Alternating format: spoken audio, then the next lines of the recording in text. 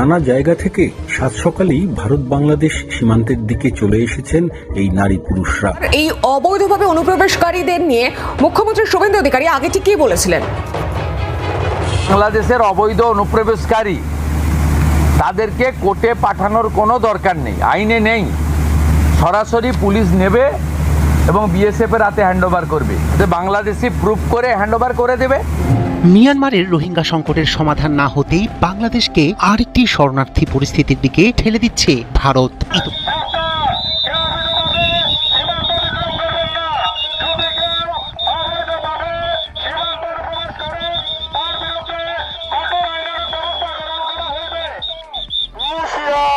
সাবধান, হুঁশিয়ার, সাবধান, সীমান্ত অতিক্রম করবেন না।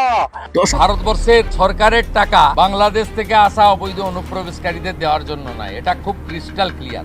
গরু কোরবানি নিষিদ্ধের খড়গ পুরোপুরি নামতে না নামতেই এবার পশ্চিমবঙ্গের মুসলিমদের উপর নেমে এলো শুভেন্দু অধিকারীর আরেক নোংরা আইনের খাড়া। জলদি জলদি ভাগো, জলদি জলদি ভাগো, নেই তো ভাগো ভাগো জলদি ভাগো, শুভেন্দুর এমন কথায় পালাচ্ছে বাংলাদেশিরা। আসসালামু আলাইকুম প্রিয় দর্শক, শুরুতেই শিরোনাম দেখেছেন, বুঝতে পেরেছেন ভিডিওটি কতটুকু গুরুত্বপূর্ণ, তাই একদম না টেনে আসুন একটি লাইক করে শেষ পর্যন্ত ভিডিওটি দেখতে থাকি। জলদি জলদি ভাগো, জলদি জলদি ভাগো, নেই তো ভাগো ভাগো জলদি ভাগো, শুভেন্দুর এমন কথায় পালাচ্ছে বাংলাদেশিরা। ব্যাগ হাতে পুটলি হাতে পশ্চিমবঙ্গে ছুটে বেড়াচ্ছে বাংলাদেশিরা। পশ্চিমবঙ্গের রাজনৈতিক অঙ্গনে এখন সবচেয়ে বেশি আলোচিত বাক্যই হলো ভাগো ভাগো জলদি ভাগো। কল্যাণীর প্রশাসনিক বৈঠক থেকে মুখ্যমন্ত্রী শুভেন্দু অধিকারীর দেওয়া এই কড়া বার্তার পরই সীমান্ত এলাকায় শুরু হয়েছে নতুন উত্তেজনা। অভিযোগ উঠেছে, পশ্চিমবঙ্গে বসবাসরত বহু অবৈধ বাংলাদেশি এখন আতঙ্কে সীমান্তের দিকে ভিড় করছেন এবং সুযোগ পেলেই বাংলাদেশে ফিরে যাওয়ার চেষ্টা করছেন। এমন অবস্থায় প্রশ্ন উঠছে, তাহলে আওয়ামী লীগের পালিয়ে থাকা নেতাকর্মীদের এবার হবে কি? মুখ্যমন্ত্রী শুভেন্দু অধিকারী স্পষ্ট ভাষায় জানিয়ে দিয়েছেন, অবৈধ অনুপ্রবেশকারীদের বিরুদ্ধে এবার কঠোর ব্যবস্থা নেওয়া হবে।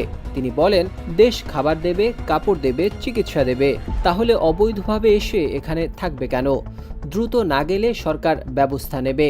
তার এই মন্তব্যের পর থেকেই উত্তর 24 পরগনার স্বরূপনগর, হাকিমপুর, বসিরহাট সহ বিভিন্ন সীমান্ত এলাকায় জটলা তৈরি হয়েছে।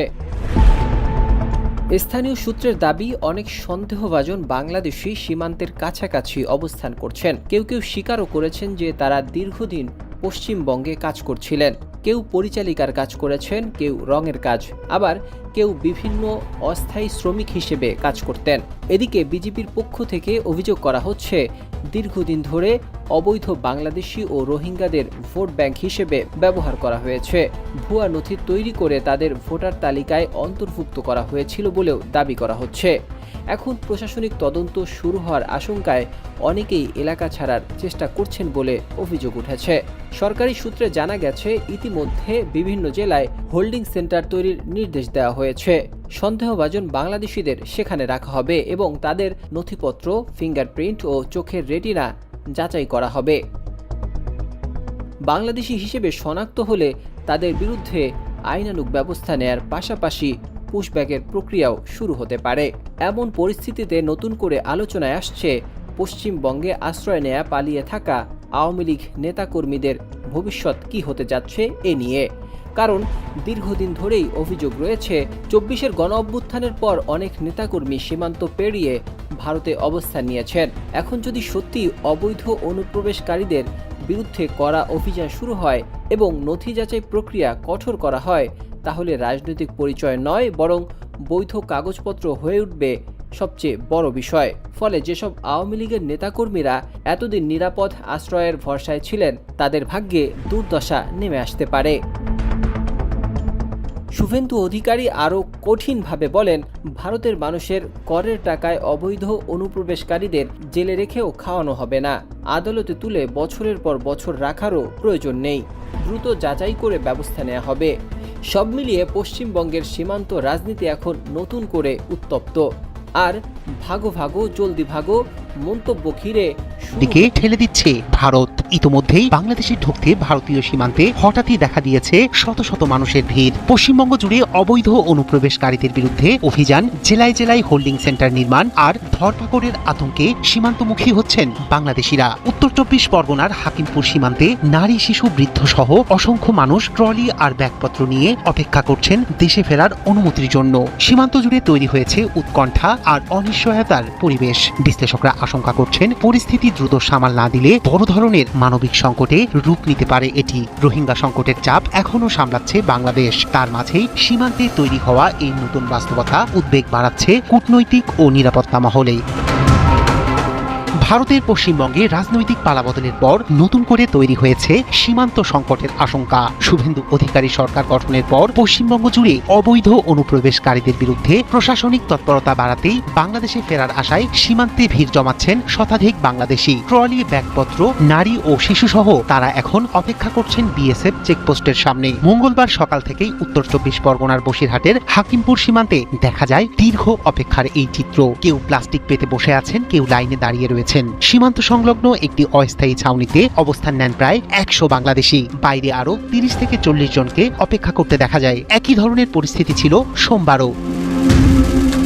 প্রশাসনিক সূত্র বলছে, সম্প্রতি পশ্চিমবঙ্গ রাজ্য সরকারের পক্ষ থেকে জেলায় জেলায় হোল্ডিং সেন্টার তৈরির নির্দেশ দেওয়া হয়েছে। মূলত অবৈধ অনুপ্রবেশকারী ও সন্দেহভাজন বিদেশিদের আটকে রাখতেই নেওয়া হয় এই উদ্যোগ। আর সেই ঘোষণার পর থেকেই আতঙ্ক ছড়িয়ে পড়ে অবৈধভাবে ভারতে বসবাসরত বাংলাদেশিদের মধ্যে। অনেকেই মনে করছেন আটক কিংবা দীর্ঘ আইনি জটিলতায় পড়ার আগেই দেশে ফিরে যাওয়াই নিরাপদ। তাই সীমান্তের পথে ছুটছেন তারা। সোমবার পর্যন্ত পাওয়া তথ্য অনুযায়ী মালদা ও মুর্শিদাবাদ জেলায় হোল্ডিং সেন্টারে রাখা হয়েছে অন্তত 12 জন বাংলাদেশিকে। মালদার ইংরেজ বাজারের চন্দনপার্কে তৈরি শিবিরে রাখা হয়েছে 9 জনকে। তাদের মধ্যে রয়েছেন 3 জন নারী ও 6 জন শিশু কিশোর। অন্যদিকে মুর্শিদাবাদের লালগোলার পদ্মভবনে তৈরি হোল্ডিং সেন্টারে প্রথমে 3 জনকে রাখা হয়েছিল। পরে মঙ্গলবার আরও 11 জন বাংলাদেশিকে আটক করে সেখানে পাঠানো হয়েছে বলে জানা যায়।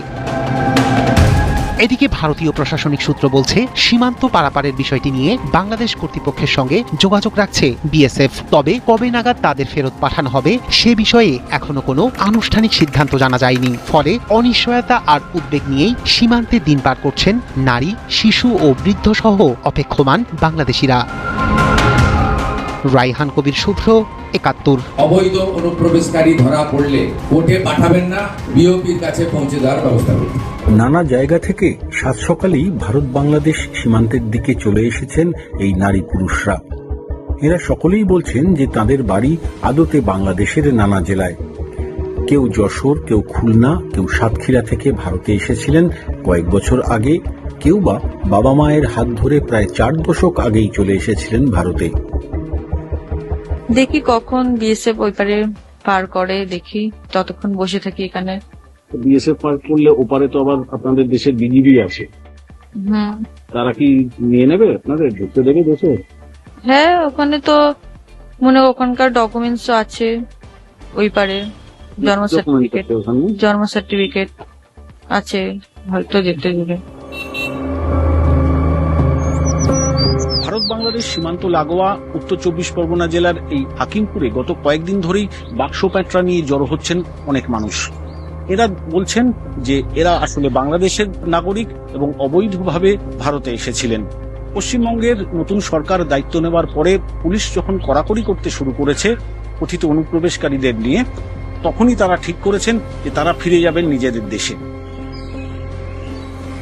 এই সীমান্ত চেকপোস্ট পেরিয়ে কিছুটা গেলেই তারালি গ্রাম, আর তারপরেই সোনাই নদী। নদীর ওপারে বাংলাদেশের সাতক্ষীরা জেলা। কয়েক বছর আগে ওই গ্রামে গিয়ে বিবিসি বাংলা দেখতে পেয়েছিল যে নদীর দুই প্রান্তের মানুষ খুব সহজেই যোগাযোগ রাখেন নিজেদের মধ্যে। এপার থেকে একটা চিৎকার দিলেই অন্য পারের বাসিন্দারা সাড়া দেন। যাচ্ছে আমাদের বাড়িওয়ালারা আমাদের বাড়ি থেকে বের করে দিতে বললো যে এরকম এখন বিজেপি সরকার এসছে, আমাদের পাড়ায় পুলিশ এসছে, আমাদের বাড়ি খালি করে দাও। তাই আমার বাড়িওয়ালা আমাদেরকে বের করে দিতে, আর কেউ ঘর ভাড়া দেবে না। এই পুলিশই এসে করছে যে বাংলাদেশি যা আছে ভাগো, না হলে পরে আমরা ব্যবস্থা নিলে তখন আরো খারাপ হবে, এই জন্য আমরা চলে যাচ্ছি। আগের বার যখন এসআইআরটা হলো না, ওই সময়টা দিলেই ভালো হতো। পশ্চিমবঙ্গের শাসন দর্শক, শুভেন্দু অধিকারী ক্ষমতায় আসার পরে একের পর এক মুসলিম বিদ্বেষী আইন করছে। ভারতে জোরে আজান দেওয়া যাবে না, লাউড স্পিকার বন্ধ। ইতিমধ্যে কুরবানি চলে গেল, কুরবানি করতে দিল না শুভেন্দু অধিকারী, এবং সেই ঈদের জামাত বড় বড় জামাতগুলাই বন্ধ করে দিয়েছে। এরপরেই নতুন করে আরেকটি মিশনে নেমেছে মুসলিম খেদাও আন্দোলন, অর্থাৎ মুসলমানদেরকে সকলকেই অবৈধভাবে দেশে ফেরত পাঠানো হবে এবং তারা শুধু হিন্দুরাই বসবাস করবে, হিন্দু রাজ্যই শুধু বানাতে চায় ভারতের বিজেপি সরকার। প্রিয় দর্শক, ভিডিওটি শেয়ার করে সর্বত্র ছড়িয়ে দিন।